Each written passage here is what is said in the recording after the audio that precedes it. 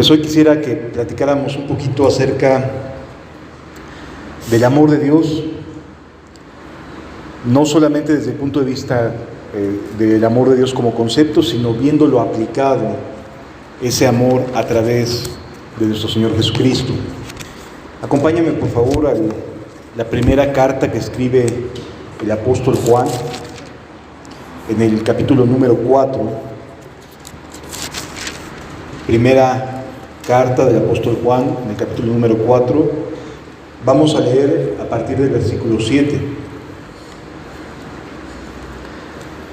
Dice la Escritura, escribiendo el apóstol Juan: amados, amémonos unos a otros. Aquí la palabra que siempre va a aparecer en griego es ágape, y este amor es la manera más fuerte, más intensa que tenían los griegos para referirse al amor. Normalmente nosotros vemos y pensamos en el amor como con distintas características. Y en Grecia, en el momento en que se escribió la Biblia, había distintas palabras para referirse al amor. Lo que para nosotros es el amor en un solo término, para ellos existían 4 distintos tipos de amor. El amor eros, el amor philos y el amor ágape, 3 tipos de amor. Siempre que vamos a leer la palabra amor en esta porción de la Biblia, aparece la intensidad más fuerte que hay de amor, que es el amor ágape. Y este amor tenía una característica muy especial, porque implica un amor sacrificial, es decir, una entrega a la persona amada en hacerle el bien, independientemente de la conducta de ese ser humano. Es decir, el amor que Dios tiene, el ágape que Dios nos va a enseñar, es un amor que va más allá de quien lo recibe, sino que es pura y meramente la buena voluntad de Dios a favor de nosotros. Y aquí leemos: amados, amémonos unos a otros, porque el amor es de Dios, el ágape es de Dios. Y la verdad es que sí, no hay amor más intenso, más real y más verdadero que aquel que, independientemente de tu persona, de lo que haces correcto o incorrecto, atinado o equivocado, te sigue amando a pesar de ello. Se sigue sacrificando por ti y buscando tu mayor bien, a pesar de que no tengas las mejores calificaciones en cuestión de conducta o de forma de pensar. El amor que Dios tiene por los suyos, por aquellos que hemos decidido seguirle, es un amor altamente benéfico. Siempre Él va a buscar nuestro mayor bien. A pesar de nuestra corta vista, Él siempre va a buscar hacernos bien.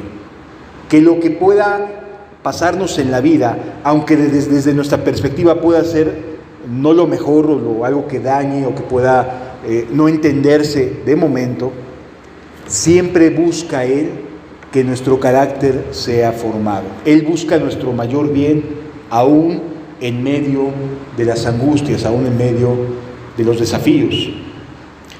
Entonces, aquí el apóstol Juan dice: amados, amémonos unos a otros, porque el ágape, esta manera de amar, es de Dios. La manera en la cual ama a Dios es la misma manera en la que debe haber amor entre los discípulos de Cristo. Versículo 8: el que no ama, el que no ágape, aquel que no se sacrifica, aquel que no busca el mayor bien de la otra persona, no ha conocido a Dios. Fíjense qué interesante. Hoy en día muchas personas en el mundo se dicen cristianas, acuden a iglesias, se congregan en distintos lugares, etc., pero no tienen este sacrificio, este amor de buscar el mayor bien, sino que buscan ser beneficiados de ese amor. Es decir, la mayoría de las personas hoy en día buscan recibir, no buscan ser ellos quien den amor, quien den ágape, quien se sacrifique a favor de las personas. ¿Sí? Hoy en día esta cultura, esta nueva manera de ver la vida, estas nuevas normas internacionales, nacionales, etcétera, en el mundo, definen al ser humano como el principal y único beneficiario o depósito merecedor, entre comillas, de todo lo bueno. Y eso produce egoísmo. Si tú crees que mereces algo, entonces considera cómo has andado y cuál es tu conducta para saber si te lo mereces o no. ¿Sí? El amor de Dios es muy distinto. El amor de Dios no va a depender de lo que tú hagas o dejes de hacer. En el mundo, el amor depende de lo que tú haces. Eres recompensado si haces algo. Te aman si amas, ¿no? Si das, te dan. Si caminas a favor por algún camino y recibes, ese es el intercambio que llega a haber en el mundo. En Dios es distinto. Dios te ama independientemente de tu persona. Te ama. Y eso es algo que nos garantiza estar seguros en Él. Ese amor no depende de tus errores o aciertos. Depende de Él. Él es amor. Y por lo tanto, Él busca tu mayor bien. Esto no quiere decir que te va a dejar con tus errores, no, te va a corregir. Eso es parte del amor. ¿Sí? Va a buscar que camines en la senda correcta. No te va a abandonar a tu suerte. No te va a decir, pues allá tú te lo buscaste. No, Él te ama lo suficiente para buscar corregirte. Y a veces no es fácil ser corregido. Y a veces no es sencillo tomar decisiones. Pero hay algo que es garantía: saber que nos ama. Saber que nos ama, saber que hay un Dios que está cuidando de nuestras vidas. Versículo 9. En esto se mostró el amor de Dios para con nosotros. Esta es la mayor evidencia que Dios ha dado de que quiere tu bien, de que busca hacerte bien. En esto se mostró el amor de Dios para con nosotros, que Dios envió a su Hijo unigénito al mundo para que viviéramos por Él. ¿Qué mayor garantía podemos tener? ¿Qué mayor amor buscas? ¿Qué es lo que deseas? ¿Alguien que esté de paso solamente? ¿Alguien que te dé algunos momentos de dicha, de tranquilidad, de felicidad? ¿O buscas un amor permanente, perdurable, seguro, que se ha evidenciado, que te ama, que va a buscar tu bien independientemente de todo lo demás? ¿Qué es lo que quieres realmente en este mundo? ¿Qué deseas tener? Porque Dios envió a Jesús, Dios envió a su propio Hijo para que vivamos por Él. Si eso no te hace sentir garantía de que tiene planes contigo, entonces la verdad es que vas a ir dando de tumbos, ¿no? Golpeándote a cada rato contra cualquier pared, porque no tienes garantía de nada. El ser humano no puede ver más allá de sus ojos. No sabemos lo que va a pasar en 1 hora o 2. No tenemos esa capacidad. Pero si nos sabemos amados y sabemos que ese ser que nos ama nos va a cuidar y nos está cuidando, entonces lo que sucede en 2 horas no importa, porque estamos en paz, estamos tranquilos. Esa es la garantía que Dios nos ofrece a través de su amor. Que aunque nosotros no podamos ver lo que va a suceder en los próximos minutos, en los próximos días, en las próximas semanas, Él sí lo sabe. Y estar confiando en su presencia, en su amor, nos ayuda a decir, mira, no importa lo que pueda suceder en una semana, estoy en paz, porque hay quien me cuida. Hay quien está al pendiente de mí. Esa garantía la tiene solamente Dios. Por eso murió por nosotros. Por eso murió por ti. Puedes estar en paz. Puedes estar seguro. Porque en Dios hay suficiente garantía de amor, de paz, de confianza. ¿Sí lo entendemos, amados? Por eso dice la Escritura, en esto se mostró el amor de Dios para con nosotros, en que Dios envió a su Hijo unigénito al mundo para que vivamos por Él. En esto consiste el amor, no en que nosotros hayamos amado a Dios, sino que Él nos amó a nosotros y envió a su Hijo en propiciación de nuestros pecados. No éramos los buenos, no éramos los mejores, no teníamos la receta mágica de nada, no podemos ver más allá del día de hoy, y eso de lo que podemos pensar que pasará en la tarde. Sin embargo, Él, sí sabiendo lo que necesitamos tú y yo, mandó a Jesús y nos sale Él al encuentro. O sea, Él toma la iniciativa, no es nuestra. Él toma la iniciativa de hacerte llegar buenas noticias.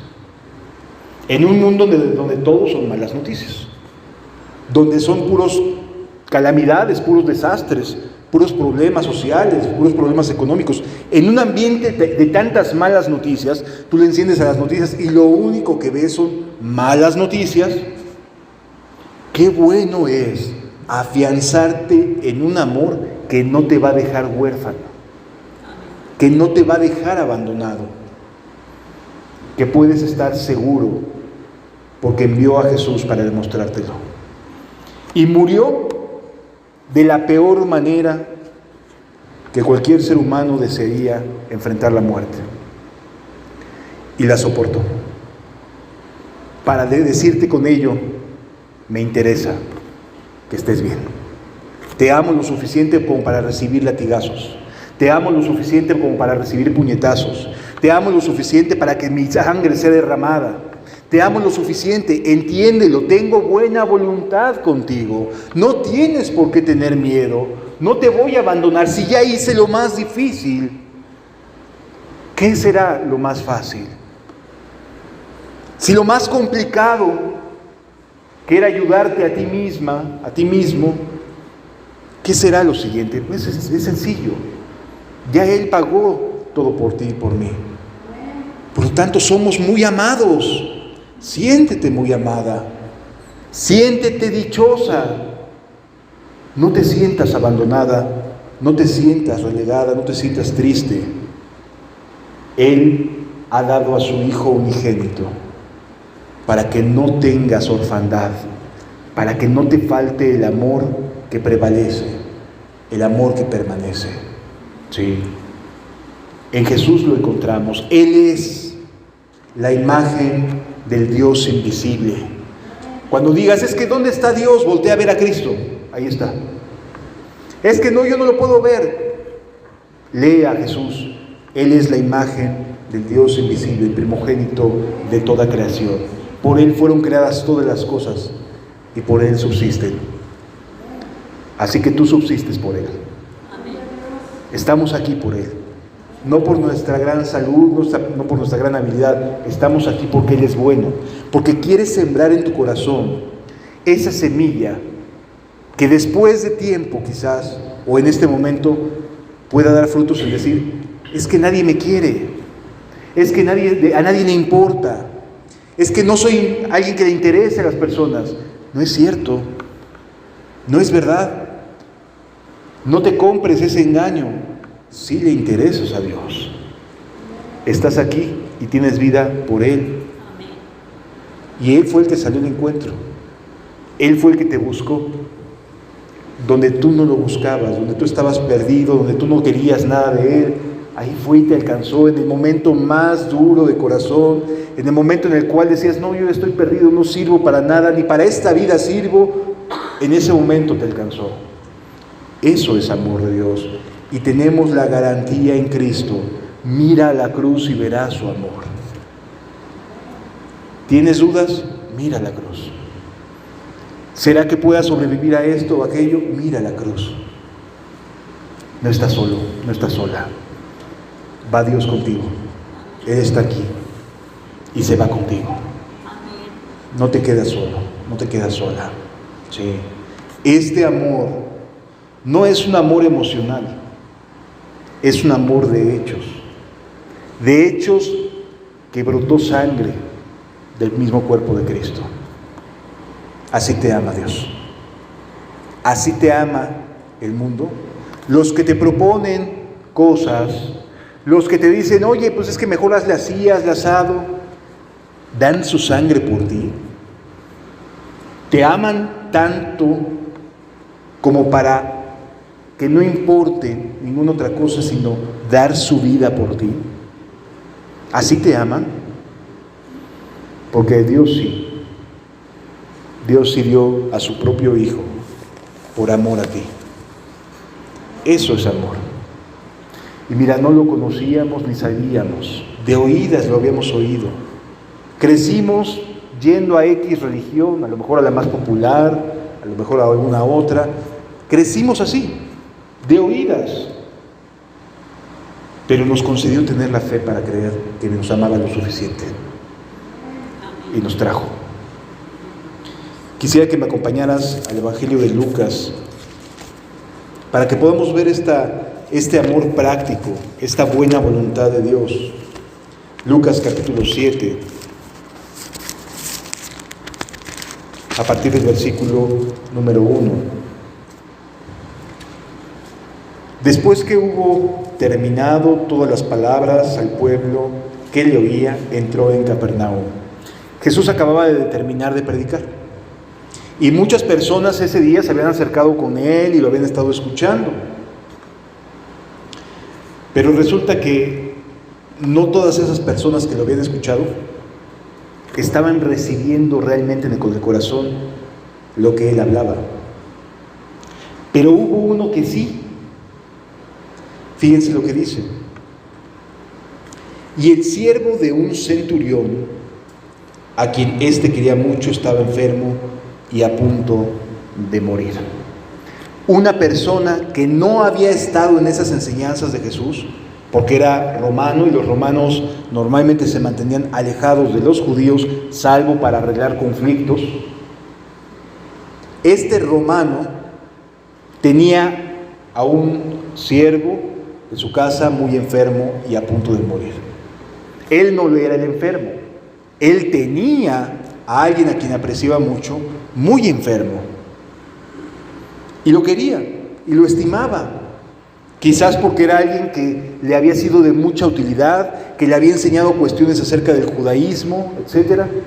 Era alguien apreciado para este centurión, pero estaba enfermo y a punto de morir. Y sucede lo siguiente: cuando el centurión oyó hablar de Jesús, le envió a unos ancianos de los judíos. Aquí nos vamos a detener un instante. Los que habían estado escuchando el sermón de Jesús también habían oído de la propia boca de Jesús todas las cosas del reino de Dios y su justicia. Este centurión no había estado escuchando ese sermón. ¿De qué sí había oído este centurión?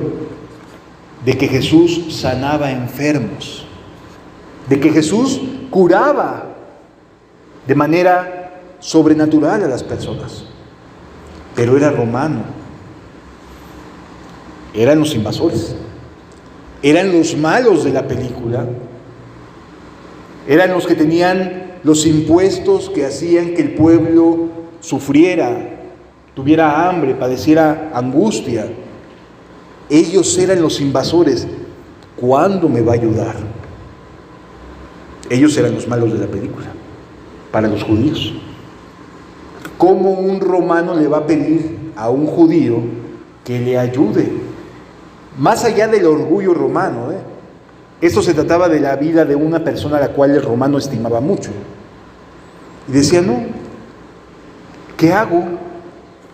Pero volteaba y veía a su siervo enfermo, agonizando, con fiebres altas quizás, con mucho dolor, y decía, se me va a ir. ¿Qué hago? Ya sé. Voy a pedirle a otros judíos que se acerquen a pedir ayuda, porque yo no soy digno, yo soy el malo, yo soy el invasor.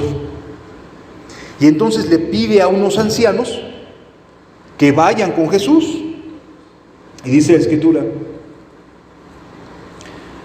cuando el centurión oyó hablar de Jesús, le envió a unos ancianos rogándole que viniese y sanase a su siervo. El centurión romano era el responsable de cuidar de esa ciudad. Un centurión era alguien puesto en autoridad. Más o menos tenía como a 90 soldados bajo su autoridad. Lo que pasaba de injusticias romanas, ¿a quién se lo cargaban? A este centurión. Las acciones que sus soldados cometían en contra del pueblo, de la ciudad de Capernaum, ¿a quién le echaban la culpa? Al centurión y a Roma, ¿no? O sea, él no era la persona más querida que hubiera en esta ciudad. Pero hubo un detalle que agradaba a los judíos. Este centurión había buscado que los judíos tuvieran una sinagoga, un lugar donde reunirse, y les construyó una sinagoga en esta ciudad. Y entonces eso generó cierta empatía, pero no dejaba de ser romano. A veces suele ser que pasemos por situaciones semejantes. Podemos no ser las personas más simpáticas del mundo, ni las más elocuentes, ni que tengan la mayor facilidad para transmitir cosas, etc. No. Y necesitamos de ayuda. Y así este centurión dice a los judíos: vayan a rogarle, por favor, mi siervo está muy enfermo. No es porque el centurión se sintiera superior a Jesús, si no, no lo mandaría a llamar, ¿verdad? Sino más bien porque no se sentía digno de Jesús. Él se veía y decía: yo soy alguien que no debería de estar ahí, que ni siquiera debería de estar entre los judíos. Soy un invasor. Y entonces manda a llamar a Jesús por medio de los judíos, de unos ancianos, es decir, de personas de cierto renombre en el pueblo. Y lo que sucede es algo bien curioso, porque estos judíos llegan con Jesús y le piden que vaya con el centurión romano. Pero además se lo piden, como dice aquí, solícitamente. Fíjate cómo nos enseña.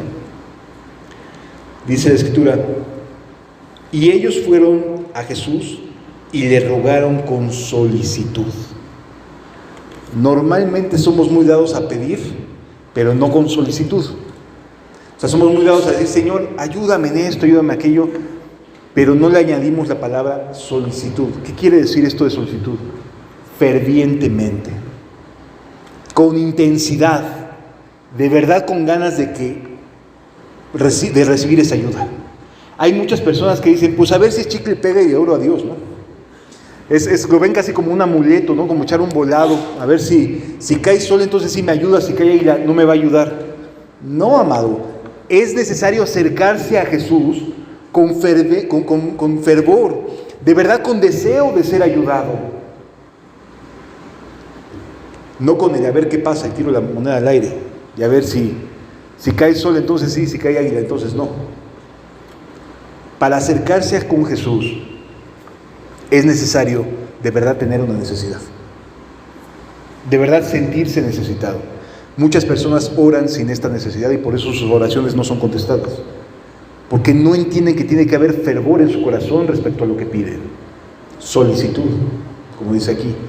Y entonces estos judíos acuden y con solicitud le dicen: por favor, ven, ayuda al centurión.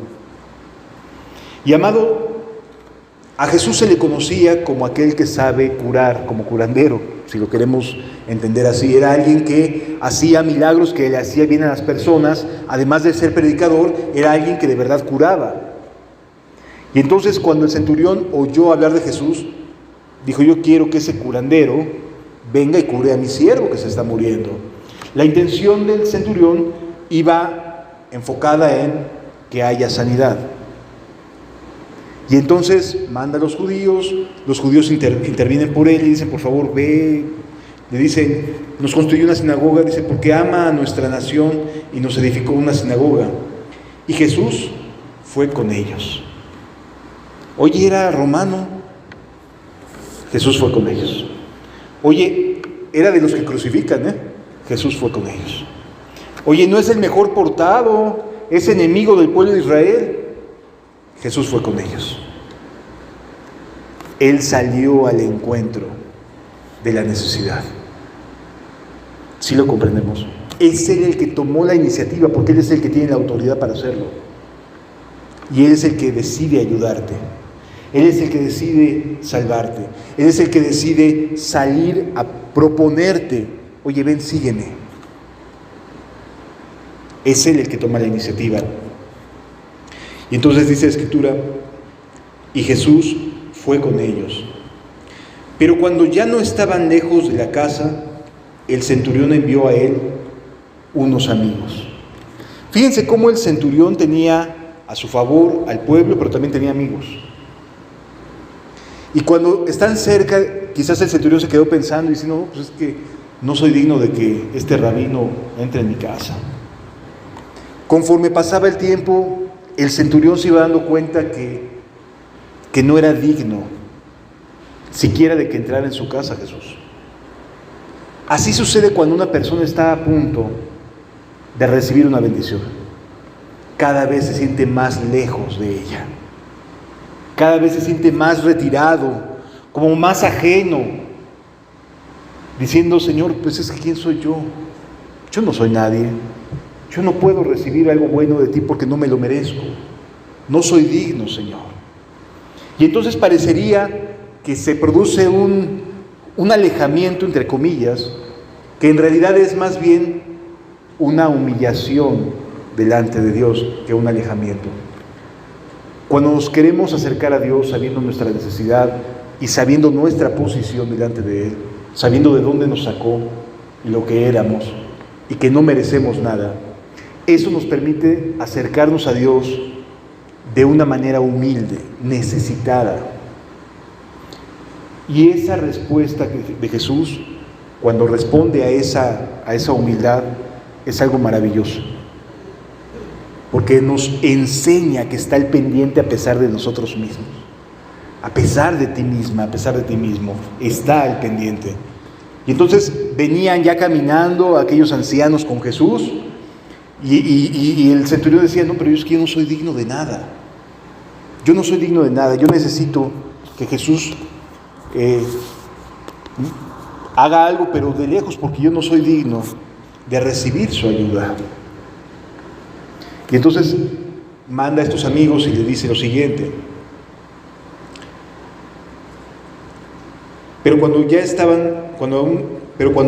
no estaban lejos de la casa, él envió unos amigos diciéndole: Señor, no te molestes, pues no soy digno que entres bajo mi techo. Amados, esta es una posición que está a punto de recibir una respuesta. No soy digno. No he hecho nada bueno. Cuando una persona se cree bueno, está lejos de recibir una respuesta. Cuando una persona se sabe indigno y no tiene nada en las manos que ofrecerle a Dios, entonces está más cercano a una respuesta. ¿Sí me explico? No soy digno de que entres bajo mi techo. Así deberíamos de ponernos todos aquellos que queremos que Dios visite nuestros hogares, que visite nuestras familias, que salve a nuestros hijos, a nuestras hermanas, a nuestros padres. En esta misma posición: yo no soy digno de recibir tu beneficio, Señor. Yo no soy digno, pero di la palabra y será hecho. Yo no puedo, Señor. A través de mí no se va a obtener nada. No soy digno de que entres bajo mi techo. ¿Quieres la salvación en tu hogar? Dios también. Pero necesita encontrar a alguien que, como este centurión, diga con toda humildad: no soy digno, no soy nadie, pero salva a mi casa, salva a mi hermana, salva a mi hermano, salva a mi padre, salva a mi madre, por favor. Están enfermos a punto de morir. Están enfermos. Y la muerte puede llegar en cualquier momento. Por favor, no soy digno de que entres bajo mi techo. Y luego le dice Jesús: por lo que aún me tuve por digno de venir a ti. O sea, ¿por qué el centurión no fue teniendo la autoridad de Roma a buscar a Jesús y decir: a ver, ven, por favor, sánalo? Porque no se sentía digno desde un principio. Eso es humildad. Eso sí es humildad. Saber que no somos nada ni nadie delante de Dios. Por eso no fui a ti, dice, por lo cual ni me tuve aún por digno de venir a ti. Pero di la palabra y mi siervo será sano. Di la palabra. Él sustentó su fe en que con solo la palabra que Jesús dijera habría una respuesta. ¿En qué la basó? Sobre su propia experiencia como militar. Pues dice aquí la Escritura: porque también yo soy hombre puesto bajo autoridad y tengo soldados bajo mis órdenes. Y digo a este: va, ve y va, y al otro: ven y viene, y a mi siervo: haz esto, y lo hace. Es decir, Jesús tenía la fe del centurión. ¿Por qué? Porque no era digno, pero también sabía que Jesús tenía la autoridad para que por medio de su palabra ocurrieran los milagros. Así como él estaba puesto sobre soldados y le decía a uno: hace esto, y va y lo hace el soldado, ve aquí y hace esto otro, y el soldado va. Esa misma confianza que él tenía puesta en sus soldados de que obedecerían, sabía que Jesús podría, por medio de su palabra, generar que se obedeciera y el milagro sucediera. Qué interesante, ¿no? Porque a veces nosotros no tenemos esa misma fe. Y eso es amor de Dios. Si tan solo entendieras que Dios te ama en serio, que Dios te ama, puedes pedirle, puedes hablar con Él, puedes rogarle que no entre bajo tu techo, pero que diga la palabra y serán sanados los enfermos en tu hogar.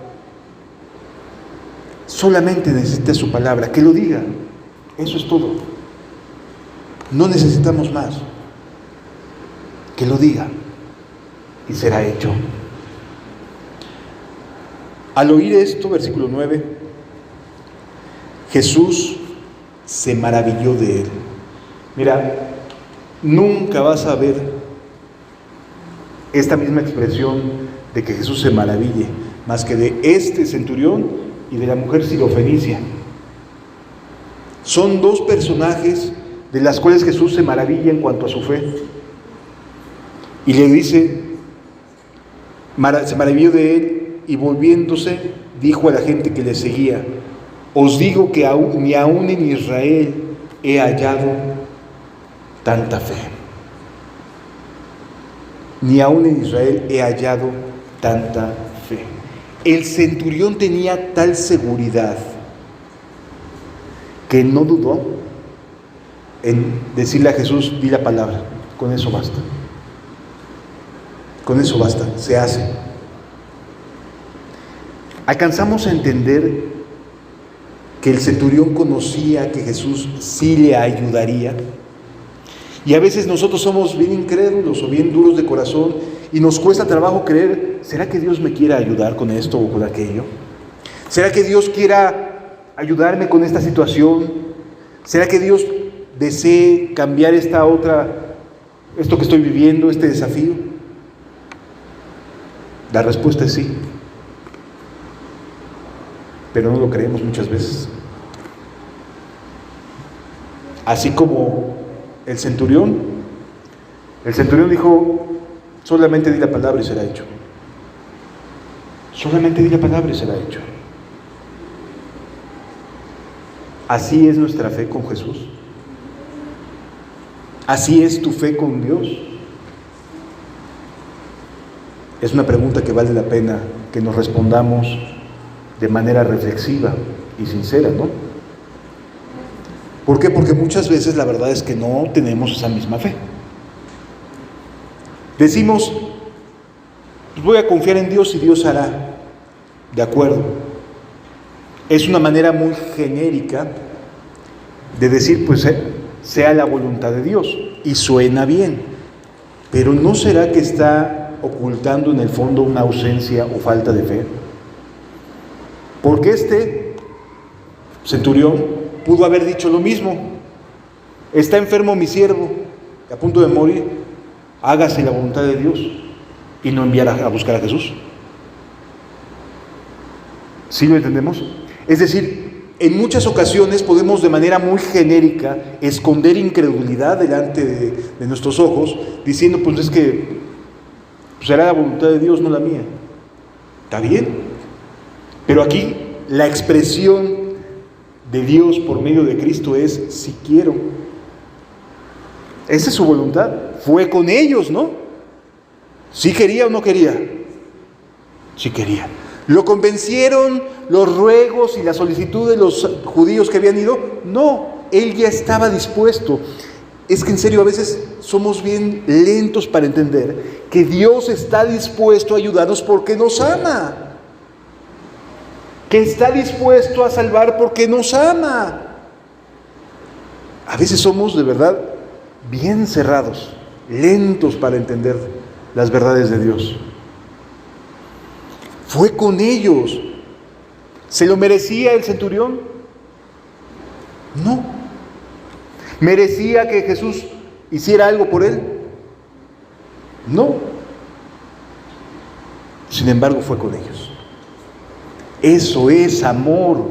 El amor no depende de la persona que recibe el bien, sino de quien lo da. El amor depende de Dios porque Dios es amor. El beneficio y la bendición de Dios sobre tu vida es de hacerte bien porque te ama. Esto no tiene que ver contigo, tiene que ver con que Él es amor.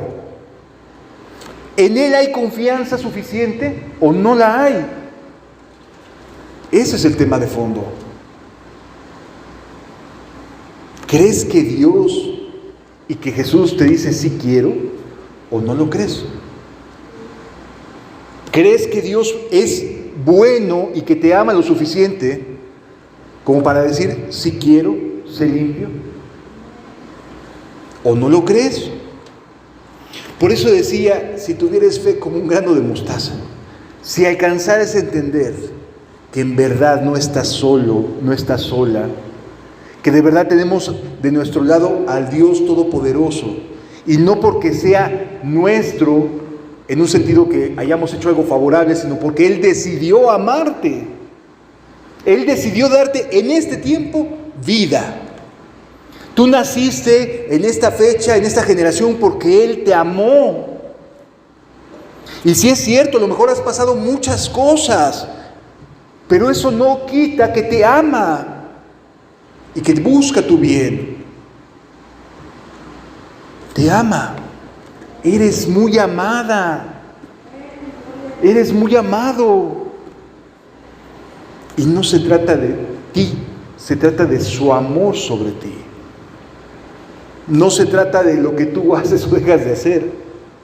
Se trata de amarte. Él es amor y desea tu bien. Así actúa Dios con los suyos, con los que le siguen. No depende de ti ni de mí. Depende exclusivamente de su amor y de su misericordia. ¿Qué sucedió? Y al regresar, os digo que ni aun en Israel he hallado tanta fe. Y al regresar a casa, los que habían sido enviados hallaron sano al siervo que había estado enfermo. ¿Te imaginas al centurión diciéndole a sus amigos, vayan y digan, no soy digno de que vengas a mi casa? Y ahí se van los amigos. Llegan con Jesús, tienen esta plática con Cristo. El centurión sigue en su casa viendo a su amigo enfermo, al siervo que está enfermo. Pero de repente comienza a respirar mejor, comienza a bajarle la temperatura, si es que pudiera haber tenido alguna temperatura. Es decir, los síntomas de su enfermedad comienzan a desaparecer. ¿Te imaginas cómo se sintió ese centurión de amado? Oye, ni siquiera fui a verlo porque no soy digno. Pero aquí está su respuesta. Amados, tú y yo necesitamos esta misma fe, porque Jesús está reinando desde el cielo y necesitamos esta fe y que sus respuestas vengan de la misma manera que el centurión romano obtuvo su respuesta. Porque no podemos ir y ver físicamente a Jesús y decirle: ven a mi casa, Señor. No podemos. Necesitamos de esta misma fe que actúa a pesar de que nunca estuvo delante de Jesús, el centurión. Porque nunca estuvo delante de Jesús. No estuvo en sus sermones, no estuvo en sus palabras, nunca lo escuchó. Solamente de oídas escuchó los beneficios que la gente recibía de ser sanados. Tuvo una necesidad, pero se sabía romano. Yo no soy digno, Señor. Y entonces manda y comienza este momento tan hermoso. Y yo no puedo imaginar lo que luchaba ese centurión diciendo de un lado para el otro: ¿será que vaya a venir? ¿Será que vaya a venir? Pero soy romano. No importa que le hayan mandado los judíos, soy romano. Es decir, no me lo merezco, no soy digno, soy romano, soy pecador, soy digno del infierno, no merezco su misericordia. Y sin embargo, hasta aquí te trajo para decirte cuánto te ama, cuánto le interesa que estés con Él en su reino. Eso es amor. Esas son buenas noticias. Ese es el Evangelio. El Evangelio no es para los buenos. El Evangelio es para los que lo necesitamos, para los que somos malos, para los que nunca dimos una cosa en acierto, para aquellos que todas nuestras decisiones eran catástrofe tras una, tras otra y tras otra. Y como bola de nieve nuestra vida se iba sumergiendo más y más en malas decisiones. Para nosotros son las buenas nuevas, no para los buenos, sino para aquellos que sabemos que como el centurión no somos dignos de nada. No merecemos nada. No podemos declarar y reclamar y nada de eso sirve, eso son mentiras. Lo único que realmente provoca que Jesús diga quiero es un corazón que sepa que no tiene a nadie más a quien acudir más que a Él. Así era. El romano, malo, invasor, cobrador de impuestos, que tenía la bota romana sobre el cuello de la nación judía y que no se lo merecía, fue quien recibió la respuesta, aún sin estar presente. Jesús en su casa, ni siquiera el romano lo había visto. ¿Te das cuenta por qué necesitamos esta fe? Porque no hemos visto a Jesús todavía, pero lo vamos a ver. Y cuando lo veamos nos vamos a tirar a sus pies porque le vamos a decir: Señor, ¿cuántas veces te pedí?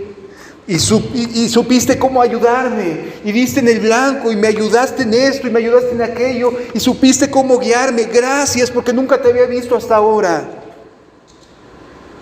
Y cuando veas sus manos horadadas y sus pies, vas a saber una cosa: siempre me amaste, desde el principio hasta el día de hoy me amaste y cuidaste de mí.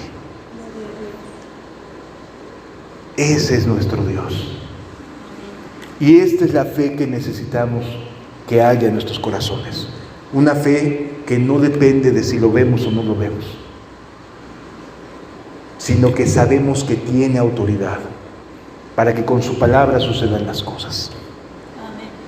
Y de nosotros tener una necesidad real y una humildad real de decir: no tengo nada bueno que ofrecerte, Señor, más que mis ruegos y mis palabras. Nada más.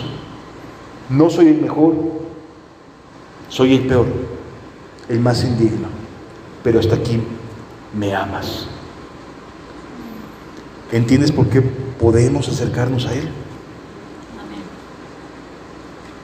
Él está aquí. Y aunque no lo vemos, está aquí. Y así lo sentía ese centurión. Yo sé que no vino a entrar a mi casa porque no soy digno, pero voltea y ve la sanidad en su siervo y dice: Él está aquí. Y vemos lo que ha hecho en nuestras vidas y podemos decir: Él está aquí. Él me amó, no me dejó abandonado. Él está aquí. Y lo puedes sentir. Eso es fe. La fe se trata de esperar en lo que no vemos todavía, pero saber que van a suceder las cosas por lo que Él ha prometido, por quien es Él. Y ante Él vale la pena derramar nuestro corazón. ¿De acuerdo? Vamos a derramar nuestro corazón delante de Él. Vamos a dejar que nos ministre, que nos llene nuestro corazón, que nos apapache. Dejarnos amar. Deja de pensar por un instante en todos los problemas que tienes y solamente déjate amar. Sí es cierto, son un montón, pero van a estar allá afuera. Ahorita necesitas de la fe del centurión, que se maraville de decir: Señor, solo di la palabra y será hecho. Cerremos nuestros ojos.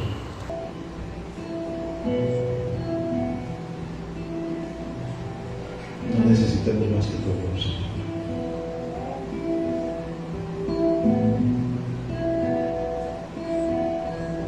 Te necesitamos muchísimo. ¿Qué sería de nuestras vidas si tú nos ayudas?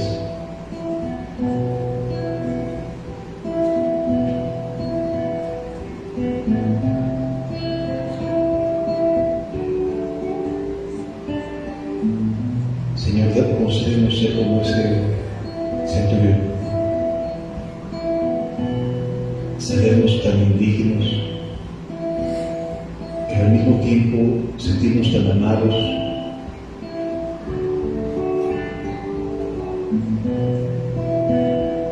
Abrázanos, Señor, abrázanos, porque perecemos. Sin ti no somos nada, Señor. Sin ti todo se derrumba.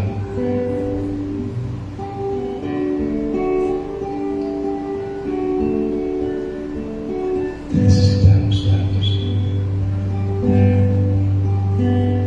Que tu amor, que ese amor que sobrepasa todo entendimiento, se derrame en nuestros corazones.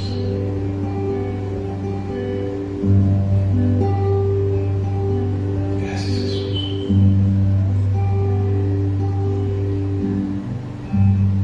Abrázanos.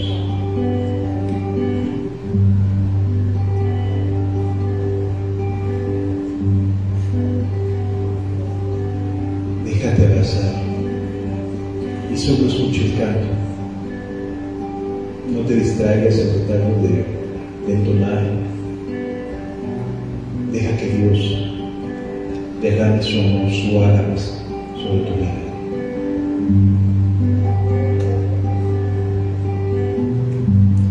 Dios lo ha subido,